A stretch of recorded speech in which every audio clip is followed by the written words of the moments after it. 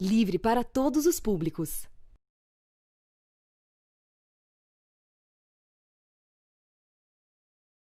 Olá! O pedido popular do impeachment de Bolsonaro, com mais de 1.000 signatários, foi protocolado. Sérgio Nobre, presidente da CUT, fala hoje no programa sobre a movimentação contra Bolsonaro e a crescente unidade entre as forças democráticas. Enquanto isso, enfrentando a instabilidade e as críticas internacionais, Bolsonaro mantém o processo de militarização do governo e esbarra novamente no judiciário. Confira ainda na entrevista central a análise do deputado João Daniel sobre o projeto de lei da agricultura familiar, em tramitação no Congresso, que pode promover subsídios para garantir a comida na mesa do povo brasileiro. Fique por aí, a Central do Brasil está começando.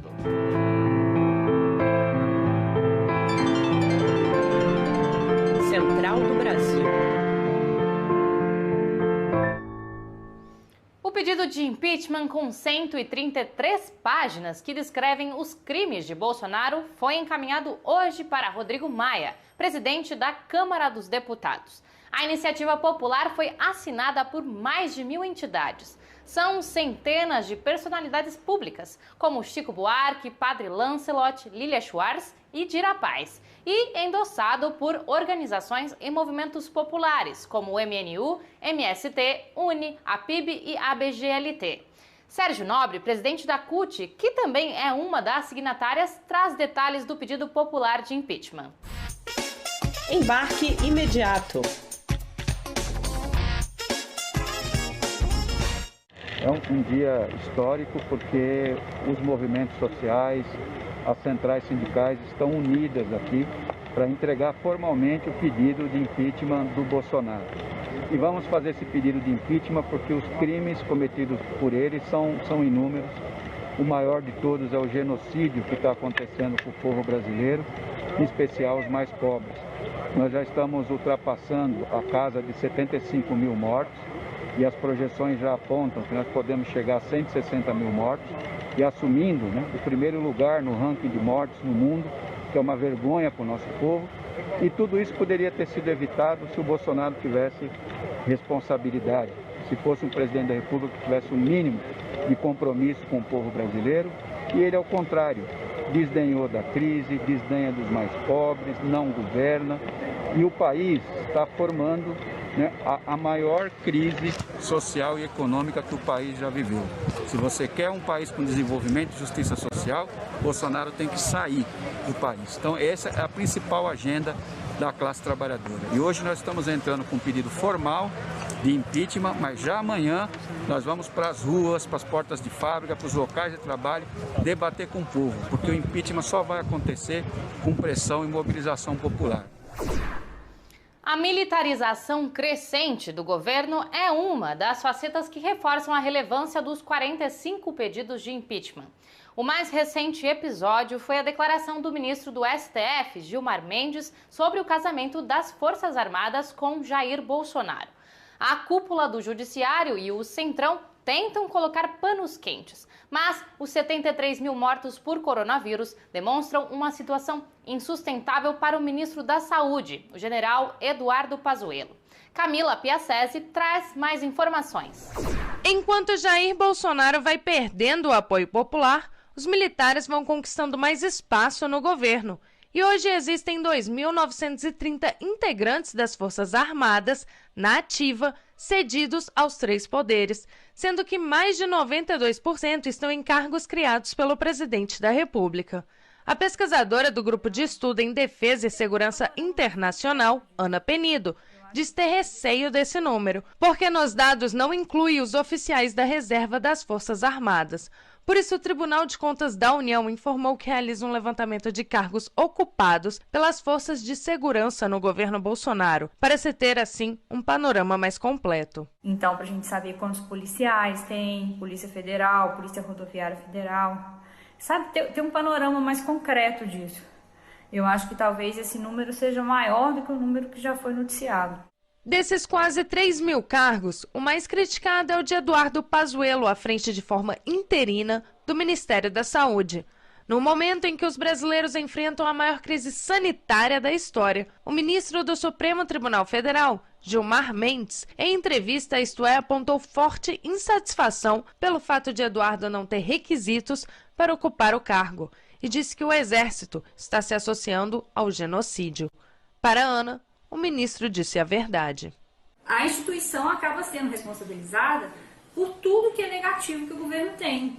É impossível esquecer que tem 3.000 militares no governo e muitos deles nas principais cadeiras do Ministério da Saúde. A afirmação de Mendes teve forte reação na ala militar.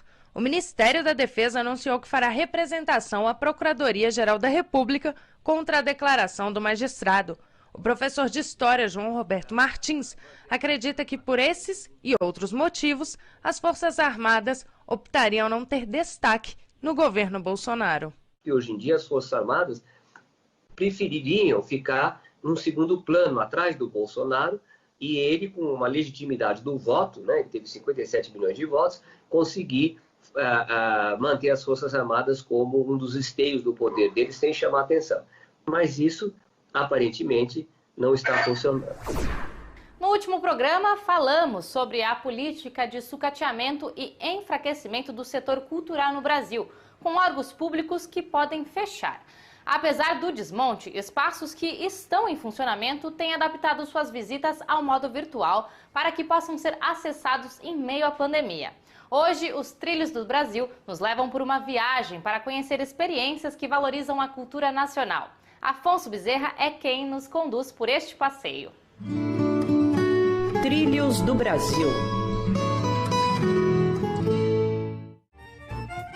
Já pensou você conhecer o acervo da Pinacoteca de São Paulo, as obras de Van Gogh e até o Parque Arqueológico do Piauí sem sair de casa?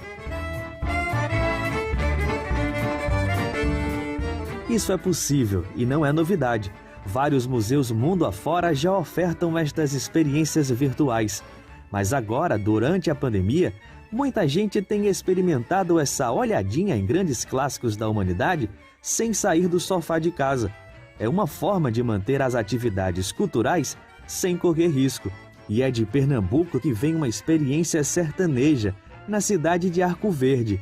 Lá, o Sesc tem proporcionado uma excursão virtual por meio do YouTube, apresentando as principais manifestações culturais da cidade. Uma atividade que ressignifica o trabalho do guia turístico, como explica o turismólogo Pedro Brandão. Nesse formato, o condutor local, ele hoje vai dar espaço a Matheus e Caterina. Matheus e Caterina vai fazer esse papel do guia, né? Onde ele vai conduzir as pessoas esse espaço.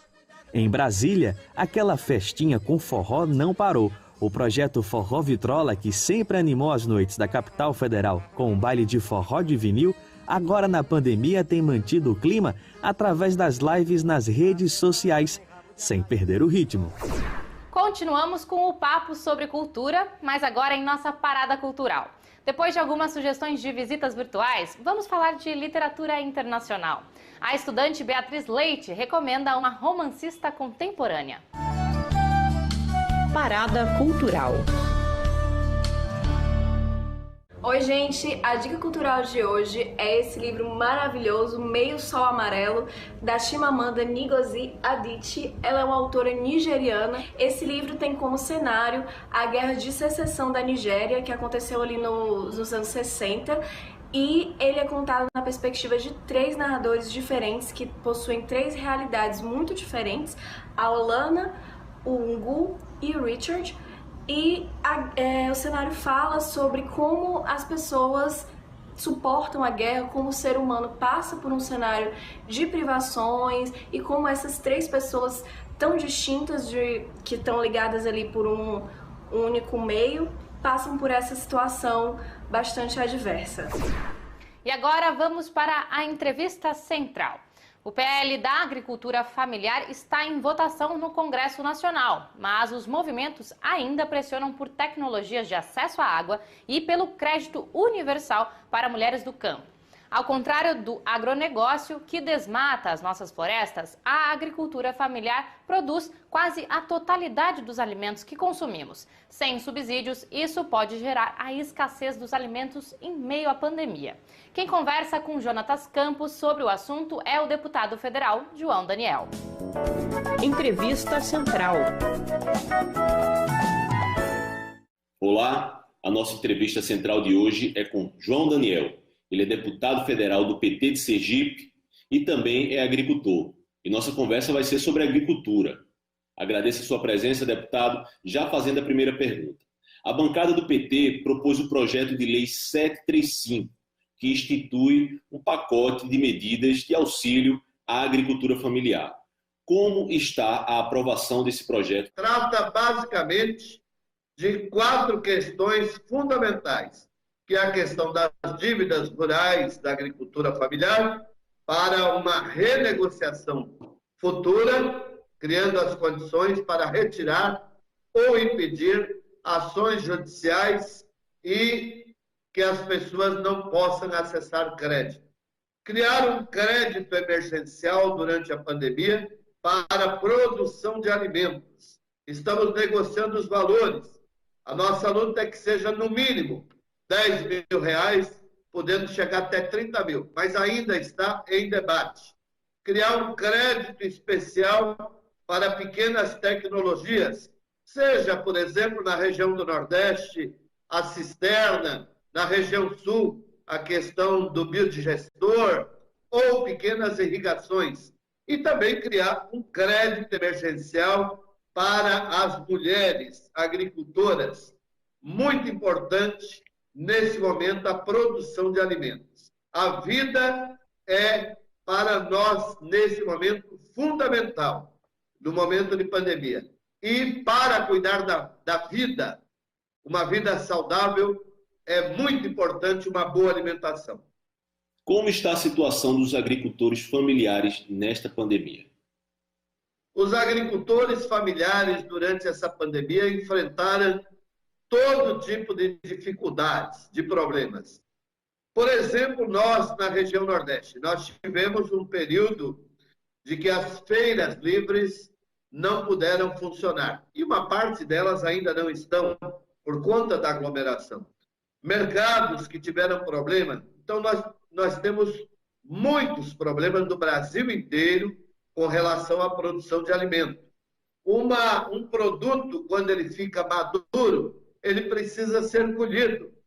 E nós tivemos um período que totalmente desestabilizou. Então, é urgente que haja uma política para impedirmos que as pessoas que moram no campo, que vivem no campo, que produzem, tenham que sair das suas propriedades rurais para as cidades. Qual a sua avaliação do Plano Safra 2020, agora no governo Bolsonaro? O Plano Safra, lamentavelmente, desde o golpe dado no Brasil, com a entrada de Temer, porque Temer e Bolsonaro são uma cópia, lamentavelmente acabaram com o Ministério do Desenvolvimento Agrário e acabaram com toda a política praticamente importante de créditos, como PAA, como crédito de agroindústria, como vários programas para o meio rural. Então, o que existe no governo Bolsonaro, que ele não conseguiu impedir e nem cortou, é alguns créditos. Porém, há uma orientação clara.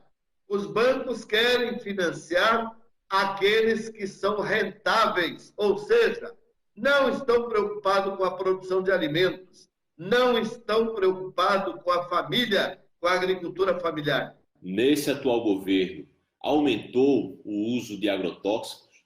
Na verdade, a bancada ruralista aproveitou o golpe e aprovou ainda no governo Temer um projeto de lei sem restrição nenhuma, praticamente, para o uso de agrotóxicos. Lamentavelmente, a atual ministra da Agricultura é verdadeiramente hoje a representante, sem dúvida nenhuma, das grandes empresas que produzem os agrotóxicos. Já vai mais de 500 tipos de agrotóxicos liberados muitos deles proibidos de venda em vários países. Nós agradecemos a presença do deputado federal de Sergipe, João Daniel. A Central do Brasil fica por aqui, mas você pode enviar opiniões e sugestões para o nosso WhatsApp. O telefone é 011 93081 3336. A gente volta amanhã.